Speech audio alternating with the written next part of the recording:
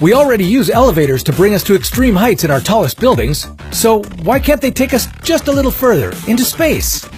But wait, how much would that cost? Do we even have the kind of technology needed to make that possible? And what would we gain by building a space elevator? This is What If, and here's what would happen if we built an elevator to space. Would you like to take a cheap vacation to space? Well, you might be in luck, because although the construction of a space elevator would be incredibly expensive, eventually it would make space travel much more affordable and open up a world of opportunities. But scientists tell us that there would also be a slew of technological, logistical, and political hurdles to overcome. Would it even be worth it? Every elevator needs a starting point and a destination. So to make our space elevator, the first thing we'd need to do is launch a satellite, or destination, way up into the sky. But how tall would our lift need to be?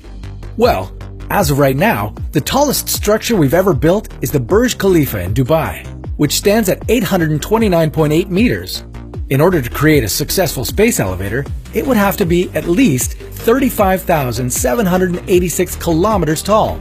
That's more than 40,000 times taller than anything we've ever built.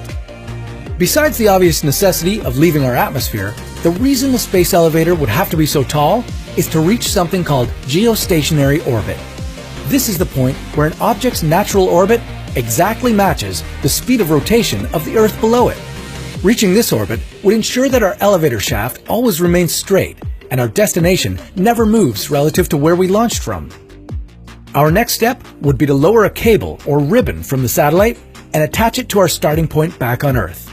Clamped to the cable would be a form of elevator car that would carry people or cargo up and down. If we can successfully pull this off, it would completely revolutionize space exploration. Right now, our primary means of getting to space are rockets, and rockets are expensive.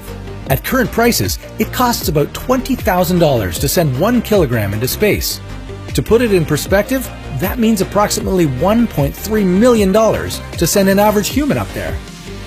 After construction, the cost of sending 1 kilogram into space with a space elevator would be reduced to just $200. If we set up a space station at the top of the elevator, we'll be able to launch all our missions from there and not have to worry about the costs that are usually involved with propelling out of our atmosphere. On top of easy traveling, a space elevator would also open up some new energy possibilities.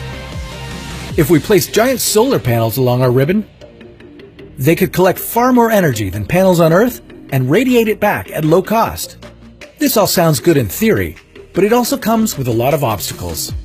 The main one is the ribbon that connects it all.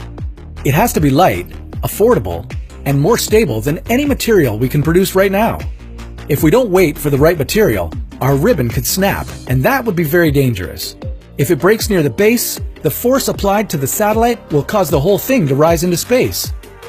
And if it snaps near the top, the ribbon will fall, wrapping around the world and creating dangerous space debris. So, as tempting as it may be to go all in on the space elevator right now, maybe we'd best wait until we're able to do it right. In the meantime, we could always try it on the moon first. But that's a topic for another What If.